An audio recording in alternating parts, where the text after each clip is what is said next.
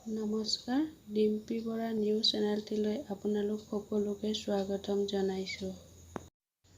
আপোনালোকক জনাব পাই মই সুখী হৈছোঁ যে মৰিগাঁও জিলাৰ বাচনাঘাটত 2021 চনৰ 26 ছেপ্টেম্বৰত জন্ম লাভ কৰা বাচনাঘাট সাহিত্য সভাই সগৌৰৱে 2 বছৰ পূৰ্ণ কৰিবলৈ আগবাঢ়িছে।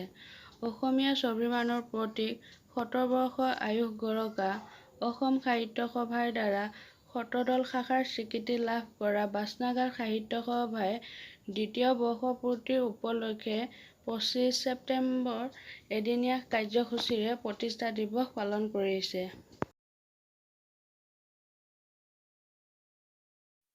বাচনাঘাট শতদল শাখাৰ সাহিত্য সভাৰ 2য় বাৰ্ষিক প্ৰতিষ্ঠা দিৱসত উপস্থিত থকা সন্মানিত অতিথিসকল হৈছে ড উপেন্দ্ৰজিৎ শৰ্মা প্ৰধান সম্পাদক অসম সাহিত্য সভা, শ্ৰীযুত মহেন্দ্ৰ শইকীয়া সভাপতি মৰিগাঁও জিলা সাহিত্য সভাৰ, শ্ৰীযুত প্ৰতাপ হাজৰিকা সম্পাদক নগাঁও আঞ্চলিক কাৰ্যালয় অসম সাহিত্য সভা, শ্ৰীযুত হৰেন্দ্ৰ বৰা কেন্দ্ৰীয় কাৰ্যনিৰ্বাহক অসম সাহিত্য সভা, শ্ৰীযুত নীলেশ্বৰ পাটৰ ভীমভৱ দেউৰী বঁটা প্ৰাপ্ত বিশিষ্ট সাহিত্যিক, শ্ৰীযুত পিনাকী ভূষণ মহন্ত কেন্দ্ৰীয় কাৰ্যনিৰ্বাহক অসম সাহিত্য সভা, ড লীলাকান্ত বৰঠাকুৰ অধ্যক্ষ মৰিগাঁও মহাবিদ্যালয়, শ্ৰীযুত পুনাৰাম নাথ বিশিষ্ট শিক্ষাবিদ, ড অচ্যুত কুমাৰ দাস সম্পাদক মৰিগাঁও জিলা সাহিত্য সভা, শ্ৰীযুত জীৱন চন্দ্ৰ কোঁৱৰ মুখ্য কাৰ্যবাহী সদস্য তিৱা সাহিত্য পৰিষদ অসম মৰিগাঁও।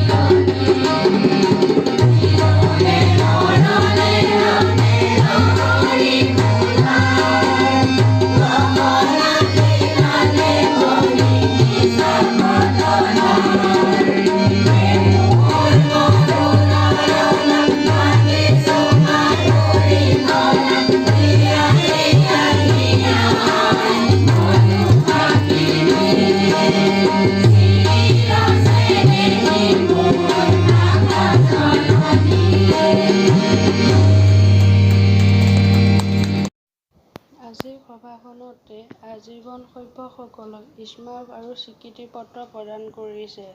স্বীকৃতিপত্ৰ প্ৰদান কৰিছে ড উপেন্দ্ৰজিৎ শৰ্মা প্ৰধান সম্পাদক অসম সাহিত্য সভা আৰু লগতে আছে ড অচ্যুত কুমাৰ দাস সম্পাদক মৰিগাঁও জিলা সাহিত্য সভা। বাচনাঘাট শতদল শাখাৰ সাহিত্য সভাৰ আজীৱন সভ্য হৈ মই আজি বৰ গৌৰৱ অনুভৱ কৰিছোঁ। আজি এই সভাতে মোক এটা স্মাৰক আৰু এখন স্বীকৃতিপত্ৰ দিছিল। আজি এই সভাতে আমাৰ এখন পত্ৰিকা উন্মোচন হৈছিল। এই উন্মোচন কৰিছিল শ্ৰীযুত জীৱন চন্দ্ৰ কোঁৱৰ মুখ্য কাৰ্যবাহী সদস্য তিৱা সাহিত্য পৰিষদ। দিৱসৰ শুভক্ষণত বাচনাঘাট শতদল শাখাৰ সাহিত্য সভাৰ উন্নতিৰ কামনা কৰি জয়তো বাচনাঘাট শতদল শাখাৰ সাহিত্য সভা, জয়তো মৰিগাঁও জিলা সাহিত্য সভা, জয়তো অসম সাহিত্য সভা।